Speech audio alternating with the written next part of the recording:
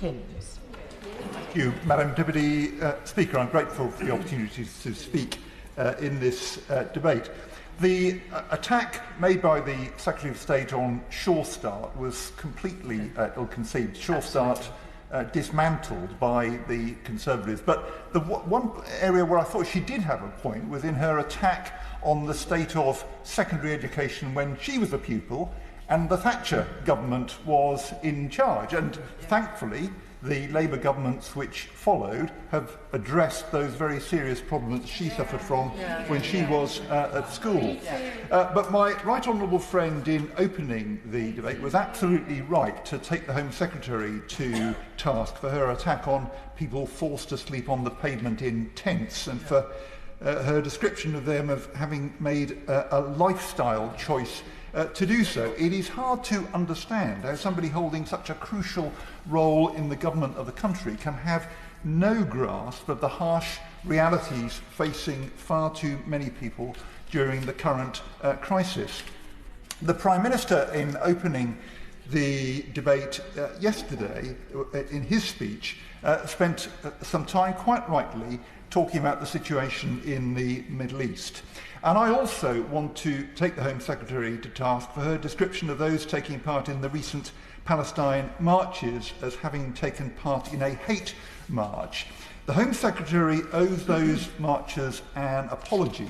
No doubt she hasn't spoken to any of them, but the constituents that I've spoken to who've been taking part in those marches have no truck at all with the appalling massacre and hostage-taking by Hamas.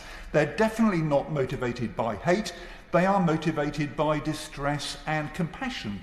They see appalling images refreshed on their screens hourly of children being killed and maimed. Some have told me they can't sleep at the moment because of their distress at what's happening. They want it to stop. Surely we all want it to stop.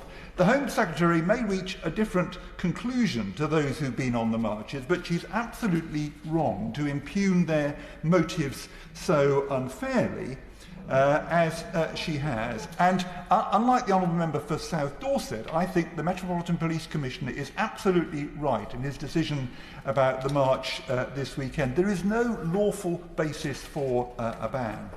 I'm glad the Prime Minister has made a renewed commitment to deliver a two-state solution, two secure states alongside one another in peace. But we've all been saying that for so long, and nobody's done anything to make it happen.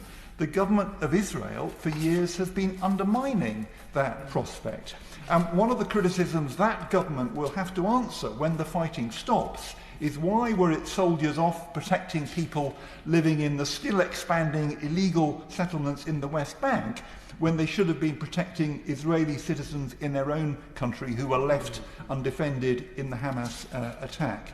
And that this renewed commitment to a two-state solution, which I welcome from the Prime Minister, must be delivered once the fighting stops. But I, like others, Madam Deputy Speaker, was struck by omissions from the King's speech. It refers to proposals being published to reform welfare and support more people into work, but there is no sign of any bill. The government has been undertaking a rushed consultation lasting only 8 weeks over major proposals to change the descriptors for the work capability assessment. On the Select Committee, we've heard from organisations like Citizens Advice about the deeply unsatisfactory nature of this rushed exercise and the consequences for people who are out of work on health grounds. The Equality and Human Rights Commission, the government's own commission, has said, and I quote, "The consultation period is insufficient to enable disabled people and their representative organisations to respond meaningfully." We've asked, the Select Committee asked on a unanimous cross-party basis that the consultation should be extended so it could be done properly. Unfortunately, the Secretary of State has rejected our request. But there will have to be legislation to make whatever changes are decided on. There's no mention in the speech of a bill at all to do it.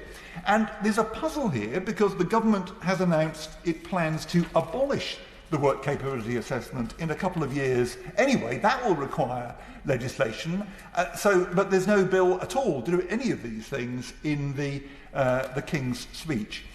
There are press reports of the government intending to inspect benefit claimants' bank accounts regularly. That would also require powers, but there's nothing that's in the King's Speech that would have that effect either. There's no pensions bill. The government consulted on proposals for the consolidation of defined benefit pension schemes in 2018. Finally, after 5 years, the government responded to that consultation in July this year. Consolidation is important for the ambitions to secure more pension scheme investment into the UK economy set out by the Chancellor in his Mansion House speech. And in that speech, he spoke of, and I quote, introducing a permanent superfund regulatory regime. The commitment of the Minister for Pensions to have a permanent regulated regime for superfunds as soon as parliamentary time allows was very welcome as well. But there isn't a bill. The aspiration that the Chancellor set out not very long ago will not be fulfilled by this King's Speech.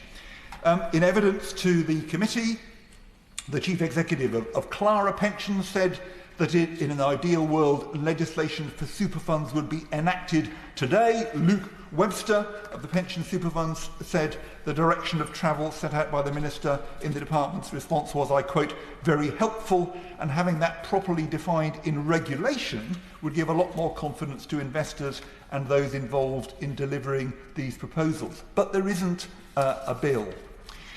There's no, as my right honourable friend in opening pointed out, there's no employment bill either. Ever since the Taylor Review 6 years ago, ministers have promised a bill to regularise the status of people working in the gig economy, ensuring access to a pension scheme and other rights which Parliament has determined they should have. It was in the Queen's Speech in 2019, but yesterday it was missing once again. Madam Deputy Speaker, today the Trussell Trust has announced the highest ever level of food bank demand. In the 6 months to September, over 1.5 million emergency food parcels, 16% more than the same period last year. Nothing in the King's Speech addressed that disgrace. I think I'd better wind up, Madam Deputy Speaker, given the advice you've given us. The Chancellor must at least uprate working age benefits in line with September's inflation to avoid making matters even worse. Rob Butler. Thank you very much, Madam